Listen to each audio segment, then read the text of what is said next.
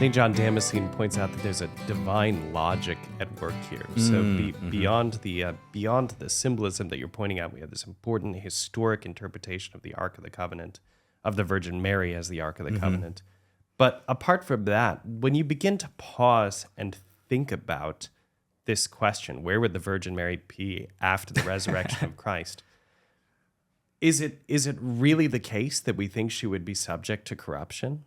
She who was preserved from sin, she who was preserved from that first corruption, that corruption of our first parents. Do we really think then that she would have to suffer the indignity, the iniquity of death in order to pass through heaven? Not when her son has done it for her. Yeah, I would argue. But John Damascene says this. He says it was fitting that she who had kept her virginity intact in childbirth should keep her own body free from all corruption even after death. It was fitting that she who had carried the Creator as a child at her breast should dwell in the divine tabernacles. And you just gave us such a lovely image of what that would look like.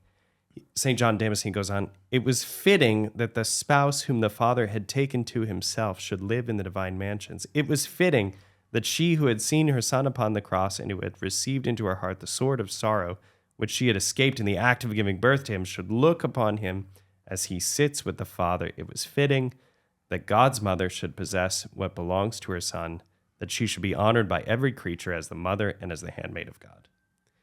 So this isn't it's not a proof text in that way. But it is an argument following a certain kind of divine logic. St. John Damascene used the word fittingness to show that this makes sense, to realize that the assumption isn't the big claim here. The bigger claim is that the Virgin Mary was preserved from sin. Yeah. The Immaculate Conception is the harder doctrine, which is why it was promulgated first, a century sooner. And then downstream in 1950, we have a clarification, which is a kind of consequence of the prior assertion.